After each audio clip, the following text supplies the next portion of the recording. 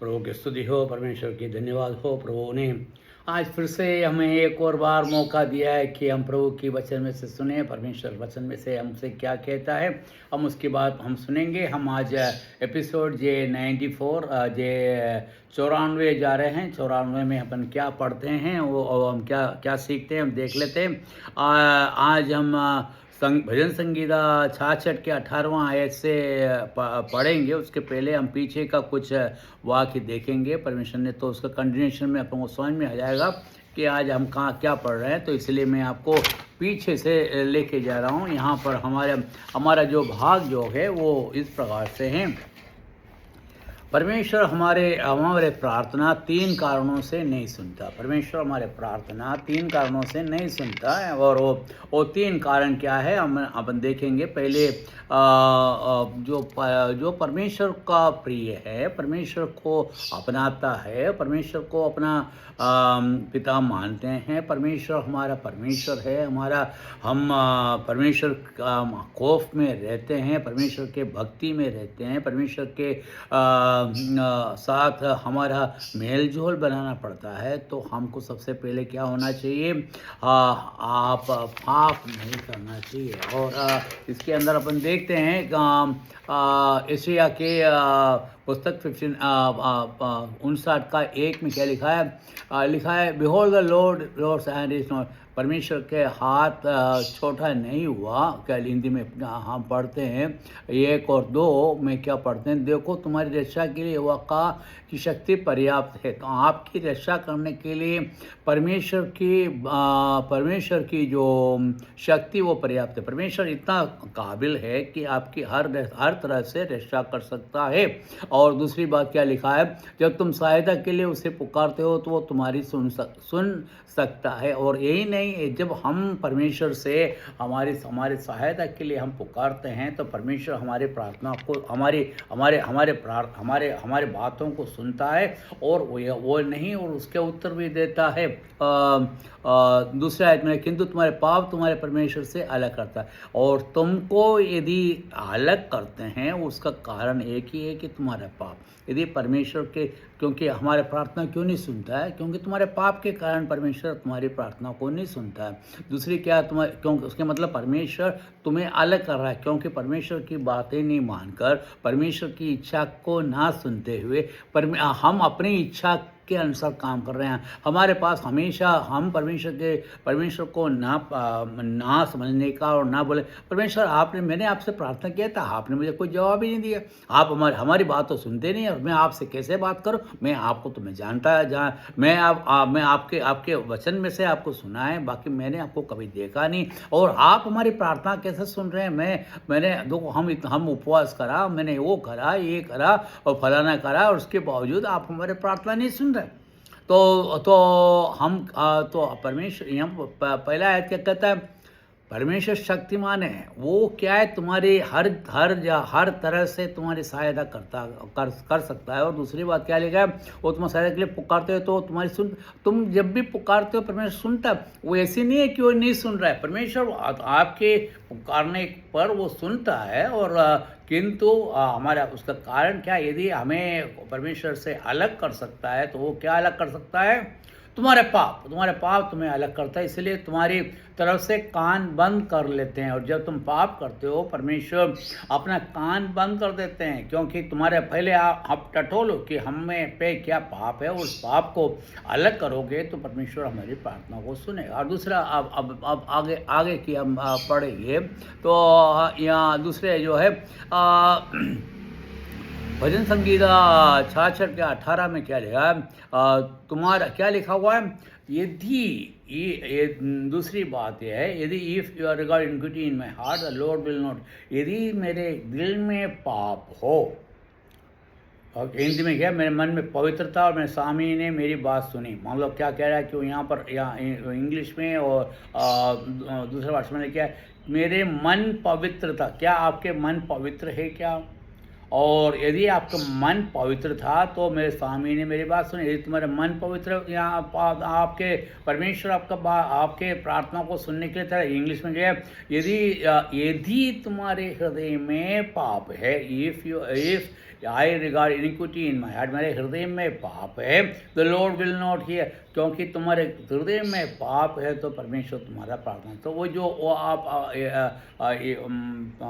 इसे आके 59 का 1 और 2 में हमने वही देखा है, वही बात को यहाँ पर दोहरा रहा है। तो सबसे बात यह क्या है कि तुम पहले तो तुम पाप करते हो, जिस तुम्हारे पाप अलग करता है। दूसरी बात क्या है, तुम्हारे हृदय में पाप है। पहले क्या है, तुम पाप करते हो और तुम पाप करते हो, और दूसरी यहाँ पर क्या लिखा है, तुम्हारे हृदय में पाप है तो क्या होगा, परमेश्वर तुम्हारे प्रार्थना नहीं सुनेगा। तो हम हृदय में पाप है मतलब बोले हम पाप कराए इसलिए नहीं, पाप कराए यहाँ पहले बोला तुम्हारे पाप करते हैं तो उसको परमेश्वर तुम्हारी बात नहीं सुनता है। और दूसरी बात तुम्हारे हृदय में पाप है, तो जब तुम्हारे हृदय में पाप है अब क्या होगा, परमेश्वर तुम्हारी प्रार्थना को नहीं सुनेगा। तो आप सोचिए आपके हृदय में पाप है क्या। हम दूसरे लोग कोई नहीं देखेंगे, आपके हृदय में पाप है नहीं है किसको मालूम है, परमेश्वर को मालूम है। हमने पहले हम पढ़े थे, मैंने आपको बताया था कि परमेश्वर तुम्हारे सोचने पर या तुम्हारे हर तरह का तुम्हारे मन की जो ख्वाहिश है और मन की जो स्थिति है परमेश्वर अच्छे से जानता है। वो परमेश्वर उसका सबका लेखा लिखता है। तो आप परमेश्वर से आप छुप नहीं सकते हो।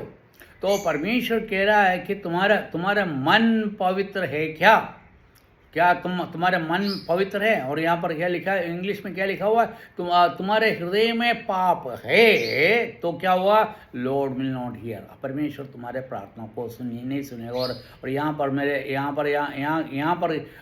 66 के 18 में क्या कह रहा है, भजन संगीत 66 के 18 में क्या कह रहा है, कह रहा है कि मेरे पवित्र था, मेरे स्वामी ने मेरी बात सुनी। तो यदि आपके हृदय पवित्र है, हमारे स्वामी हैं, जो स्वामी मतलब परमेश्वर पिता परमेश्वर, जो हमें रचने वाला, हमें बनाने वाला, हमें पालने वाला, हमारे जीवन को पहचानने वाला और हमारे जीवन की हर बात को जानने वाला, वो आपके हृदयों को देखता है। यदि आपके हृदय में कपट है, आपके हृदय में पाप है तो क्या होगा, आपकी बातें नहीं सुनेंगी। और यदि आपके हृदय पवित्र है तो क्या होगा, परमेश्वर तुम्हारी बात को सुनेंगे।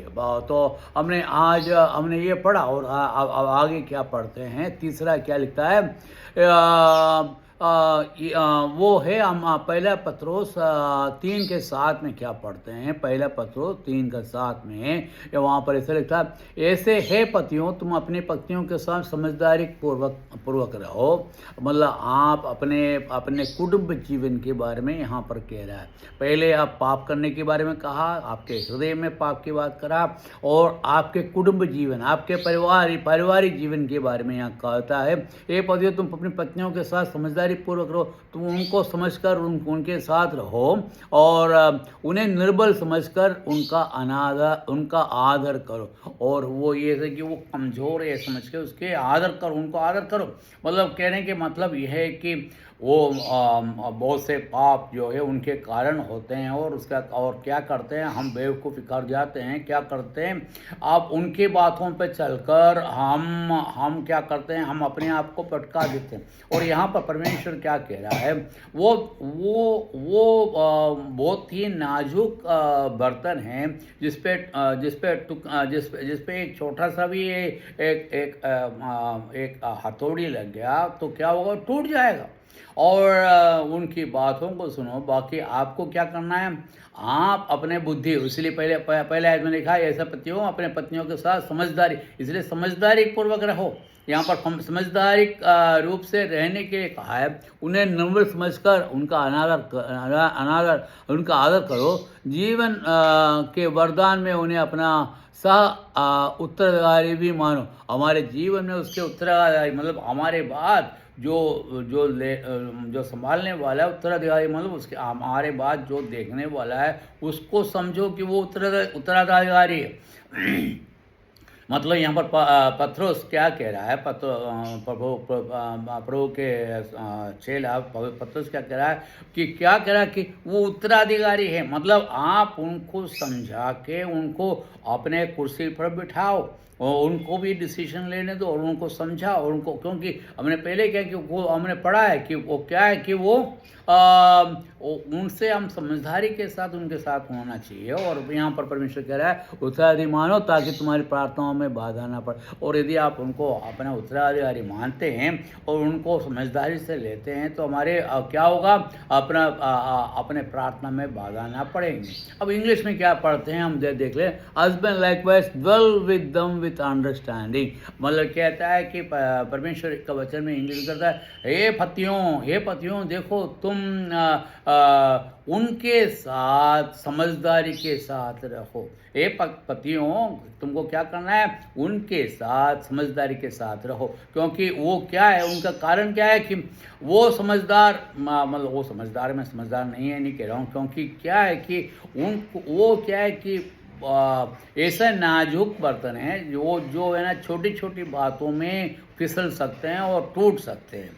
तो उसके लिए उसको क्या कह रहा है, तुम उनके साथ समझदारी के साथ रहना पड़ेगा। क्योंकि वो आप जिस प्रकार से समझते हैं वो उनका जो दृश्य है, उनका देखने का जो तजुर्बा है वो यहाँ तक है, घर के अंदर तक ही है और बाहर की तरफ नहीं। हम जो पति होते हैं वो बाहर के बारे में या भविष्य के बारे में देख के हर काम करते हैं, और पत्नियां क्या होता है वो घर के बारे में, अपने बच्चों के बारे में। तो उनका नज़रिया जो है छोटा है और हमारा नज़रिया बड़ा है। तो उनको समझदारी से उनको साथ लेके चलो, उनको समझो क्या कह रहा है, अंडरस्टैंड। तो और दूसरी बात, giving honour to the wife. और उनको ये गलतियां कर रहा है, ये हमें भटका भी दे तो उनको क्या करें, उनको मान सम्मान दो। मतलब उनको आप इस प्रकार से कह सकते हैं कि वो उनको पब्लिक में उनकी बुराइयां करके उनको नीचा मत दिखाओ। उनको उनके साथ रहकर उनके कदम पे कदम मिलाते हुए, वो सही बात है वो गलत करेगा, बाकी उनको समझाकर उनको हम सही रास्ते पे लेके और उनको मान सम्मान दो। मतलब उनको बात करेंगे तो मान सम्मान देते हुए बात करना चाहिए। मैं अभी मेरा समय यहाँ पर ख़त्म हो रहा है और दूसरी बात यह है कि and us being heirs together of the grace of life, वो हमारा भागीदार है। मतलब क्या है, वो हमारे हर चीज़ों में साथ है। मतलब हम जो भी काम करेंगे उसका भागीदार है, मतलब हर चीज़ का हिस्सा उसको मिलता है। आप अच्छा करेंगे तो भी उसका फल उनको मिलेंगे, बुरा करेंगे उसका फल मिलेंगे, क्योंकि वो आपके साथ है, आपके साथ कदम पे कदम मिला के चल रहे हैं, तो वो आपके भागीदार है। और उसके कारण कृपा उस पर उनके लाइफ दैट यूर प्रेयर्स में नॉट बी हिंड। और उसके कारण आप उनको कठिन बातें ना कहकर अपने प्रार्थना को ये मत करो, और ताकि ऐसा होगा तो आपका प्रार्थना परमेश्वर सुनेगा नहीं। और मैं यहाँ रुकता हूँ। परमेश्वर ने आप हमको वचन दिया है, परमेश्वर का हमको 3 कारण बताया है और 3 कारणों को फिर से हम कल फिर देखेंगे। और परमेश्वर की स्तुति हो, परमेश्वर की जय जयकार हो। परमेश्वर ने हमें जो मौका दिया उस मौका को परमेश्वर के वचन में से सीख कर हम अपने आप को बलवंत करें। परमेश्वर के नाम की जय जयकार हो, आमीन।